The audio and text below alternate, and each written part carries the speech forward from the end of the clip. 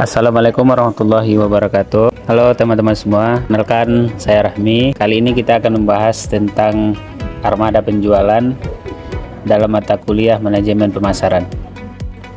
Pertama, apa itu armada penjualan? Armada penjualan merupakan sebagai ujung tombak perusahaan dalam menghasilkan pendapatan dan menjaga loyalitas pelanggan. Armada penjualan adalah kelompok karyawan yang secara langsung bertanggung jawab atas semua kegiatan penjualan seperti mencari pelanggan, melakukan presentasi produk, menjaga hubungan, dan melakukan negosiasi. Dalam teori pemasaran modern, armada penjualan merupakan bagian penting dalam bauran komunikasi pemasaran karena memiliki kemampuan interaksi personal yang tidak dapat digantikan oleh media lain. Kemudian yang kedua, kelemahan armada penjualan. Nah, armada penjualan memiliki beberapa kelemahan bahwa karena sifat interaksi langsung yang intens. Pertama, ketergantungan pada kualitas individu.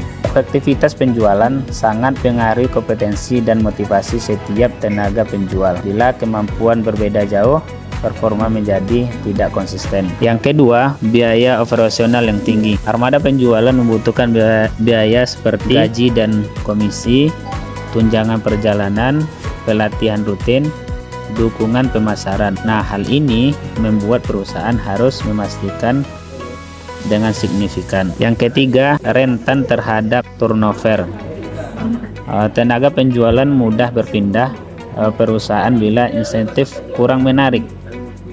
Tingkat turnover yang tinggi menyebabkan biaya rekrutmen dan pelatihan meningkat. Yang keempat, potensi konflik dengan pelanggan. Karena interaksi intens, potensi konflik seperti salah komunikasi, salah janji, atau pelayanan buruk dapat mengaruhi citra sebuah perusahaan. Kemudian yang kelima, sulit dipantau secara real time, terutama perusahaan dengan wilayah luas. Tanpa sistem digital yang baik, aktivitas salesperson sering tidak dapat terpantau secara akurat. Selanjutnya, kita akan membahas kelebihan armada penjualan. Armada penjualan juga memiliki banyak kelebihan dibandingkan bentuk promosi lain. Pertama, komunikasi personal.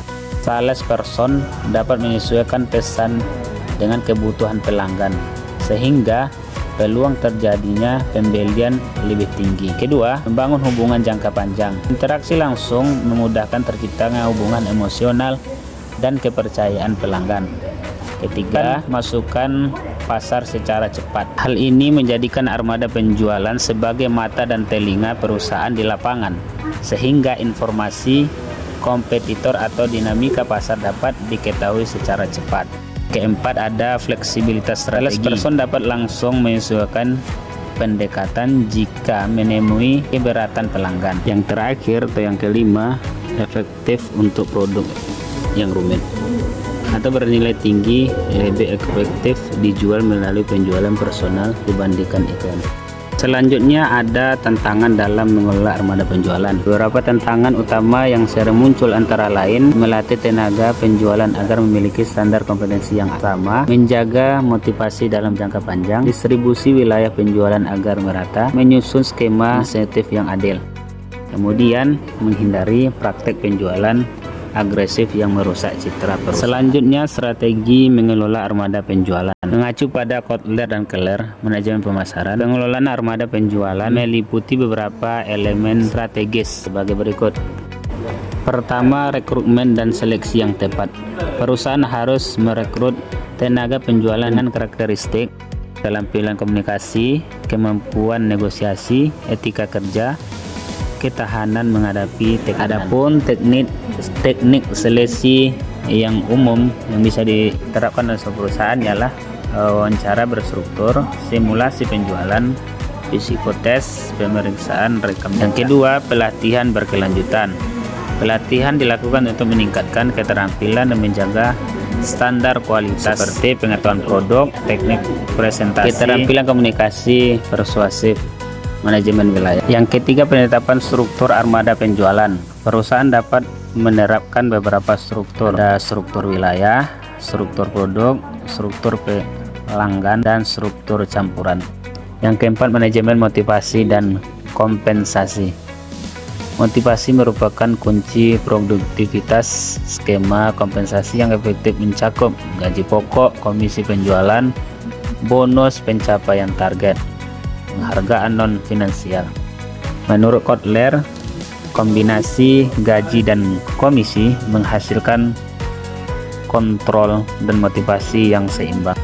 Yang kelima, pengawasan dan evaluasi kinerja. Evaluasi dilakukan menggunakan indikator volume penjualan, pertumbuhan pelanggan, kepuasan pelanggan, aktivitas. Kemudian ada biaya penjualan per transaksi. Kemudian yang terakhir ada pemanfaatan teknologi digital. Digitalisasi armada penjualan meningkatkan efisiensi. Perusahaan dapat menggunakan CRM, sales tracker, aplikasi monitoring, data analitik untuk forecasting, presentasi digital. Dengan digitalisasi, pengembalian keputusan menjadi lebih cepat dan akurat. Nah, dari semua materi yang kita jelaskan di atas, dapat kita simpulkan bahwa armada penjualan memiliki peran strategis dalam mencapai target pendapatan dan membangun hubungan jangka panjang dengan pelanggan. Walaupun memiliki kelemahan dan tantangan, armada penjualan dapat dikelola secara efektif melalui rekrutmen tepat, pelatihan berkelanjutan, motivasi yang baik, struktur organisasi yang efisien, serta pemanfaatan teknologi digital. Terima kasih sudah menonton. Assalamualaikum warahmatullahi wabarakatuh.